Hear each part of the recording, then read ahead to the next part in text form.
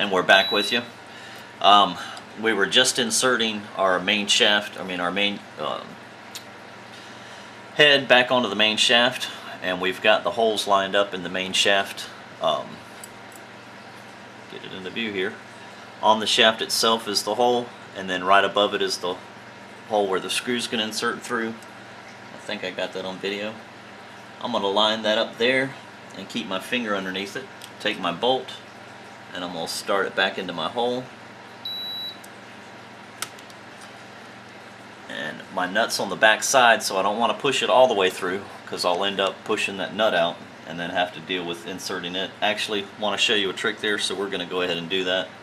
You push the bolt in and knock the screw out, or the nut out. People stick stuff in the outside edge of their nylon nuts, and they mess up that nylon ring, and then guess what? The nylon nut does not do its job as a lock wash or a lock nut anymore. So you don't want to stick anything in there and mess with that nylon edge. But this dental hook, I can slide the nut up on there, and it's not doing any damage to the bolt itself.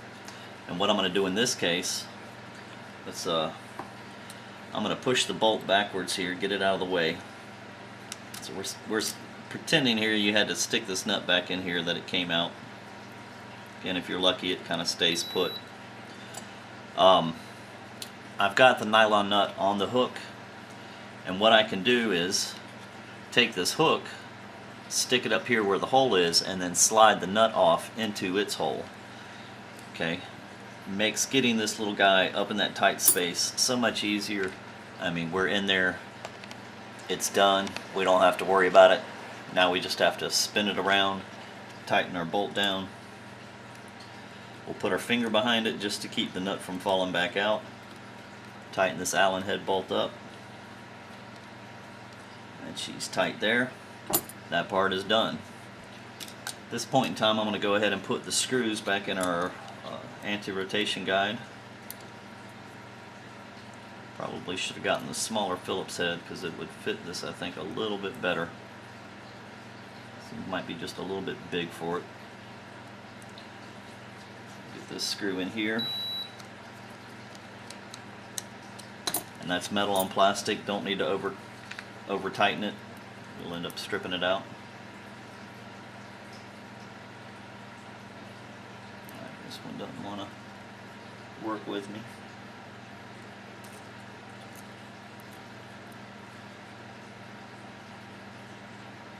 There we go.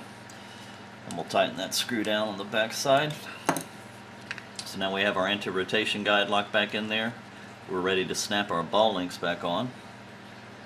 Actually, before we do that, this is an easier point to me to lubricate it, because now I can move the swash up and down easily just to make sure my lube covers it well.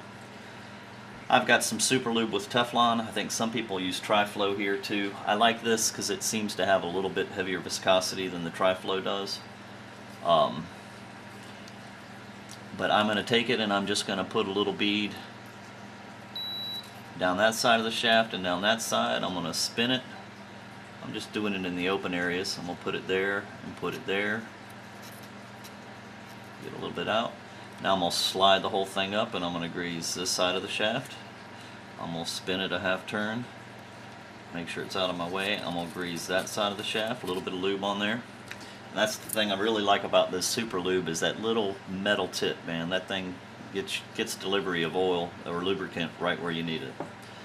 And now I can slide my swash plate all around easily and make sure all that's lubricated, and spin it around and slide it. And so now I'm lubricating the whole shaft. And we know that's set to go. Now we'll snap on our ball link arms. But again, we did not want to twist them, because we would throw out the original setup of our Heli. But again, before flying, we want to do a careful pre-flight check, make sure everything's in order, and then be careful, do a little short hover the first time too, just to make sure it's all in order. But there we have it. We have replaced the main shaft. Everything's tight. Our screws are tight. If you ever doubt yourself, in fact, in the beginning, if you're not used to working on things, it doesn't hurt to go behind yourself and just make sure, yep, that one's snug. Spin it around, find your one on the bottom, Check it out. Yep, that one's snug. We know it's good. We know these 2 screws are tight. They're good. We're going to check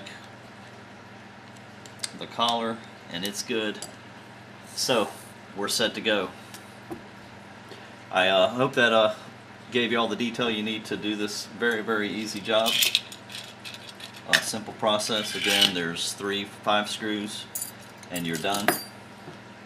If you have any questions about it, you know where to find us over at helifreak.com.